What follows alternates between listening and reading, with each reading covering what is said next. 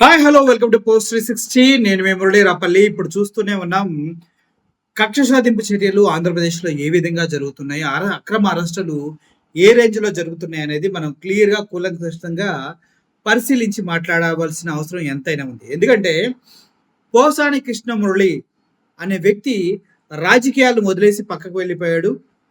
ఇక పైన ఎప్పుడు రాజకీయాల్లోకి రానంటూ తను మాట్లాడటం జరిగింది. ప్రశాంతమైన జీవితం కోరుకుంటూ కుటుంబానికి సంబంధించి చూసుకుంటా అని చెప్పడం కూడా జరిగింది. అయితే ఇప్పుడు పోసాని కృష్ణమురళి గారిని గత నెల అంటే ఫిబ్రవరి నెల 26వ తారీఖు 8 గంటలకు అరెస్ట్ చేశారు. 27వ తారీఖు డేటు అరెస్ట్ చేస్తున్నట్టుగా అరెస్ట్ వారెంట్ని ఇష్యూ చేసి, అంటే 1 డే బిఫోరే అరెస్ట్ చేశారు. ఈ విషయం అందరికీ ఆశ్చర్యాన్ని కలిగించినప్పటికీ అలాగే జరిగింది.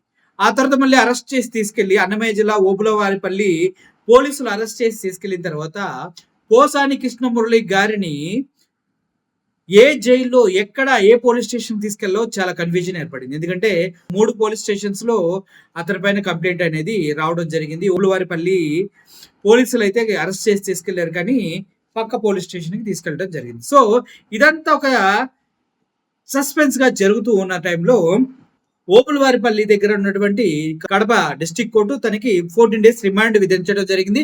ఆ రిమాండ్ లో భాగంగా ఆయన జైలుకి వెళ్ళడం జరిగింది. అయితే అలా ఓబులవారిపల్లి తర్వాత అక్కడ కడప జైల్లో ఉన్న తర్వాత తీసుకొని వచ్చేసి నర్సరాపేట తీసుకొని వచ్చారు. నర్సరాపేట పల్నాడు పోలీసులు అక్కడ ఒక కేసు బుక్ అని చెప్పి అక్కడ నుంచి తిప్పారు. ఆ తర్వాత గుంటూరు నుంచి మళ్ళీ ఇప్పుడు ఆయన్ని కర్నూలు తీసుకెళ్తున్నారు పీటీ వారెంట్ తోటి.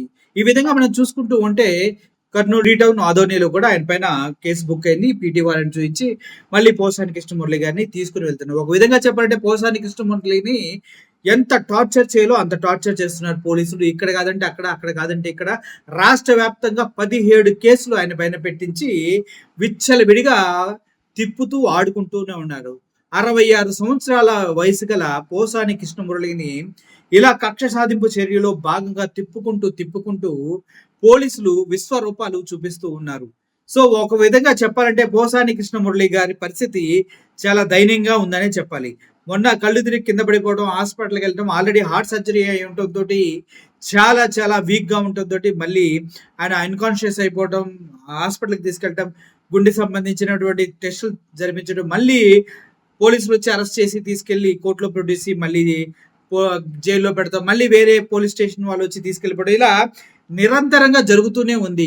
ఆయన పైన రాజమండ్రి, వైజాగ్ ఇలా చెప్పుకుంటూ పోతే 14 పోలీస్ స్టేషన్లో కేసులు బుక్ అయ్యే ఉన్నాయి. ఈ విధంగా చూసుకుంటే ఎప్పటి వరకు పోసాని కృష్ణమురళి పైన ఈ విధంగా కక్ష సాధింపు చర్య జరుగుతుంది, ఈ టార్చర్ ఎప్పుడు తప్పుతుంది అంటూ పోసాని కృష్ణమురళి గారు ఒకంత ఆలోచిస్తున్నటువంటి అవకాశం కనిపిస్తుంది.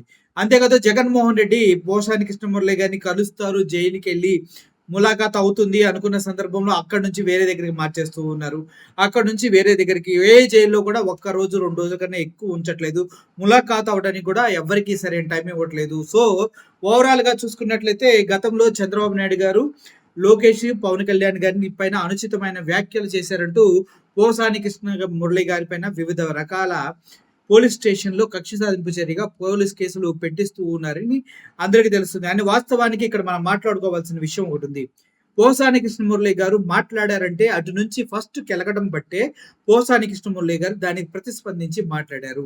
పోసాని కృష్ణమురళి గారి భార్య పైన అనుచితమైన పోస్టులు పెట్టించినటువంటి Pawan Kalyan so called TDP కూటములకి ఆయన ధీటుగా సమాధానం చెప్పి వాళ్ళ కుటుంబాలను కూడా లాగి మాట్లాడాడు. కాబట్టి పోసాని కృష్ణమురళి గారి పైన ఇటువంటి కక్ష సాధింపు చర్యలు జరుగుతున్నాయి.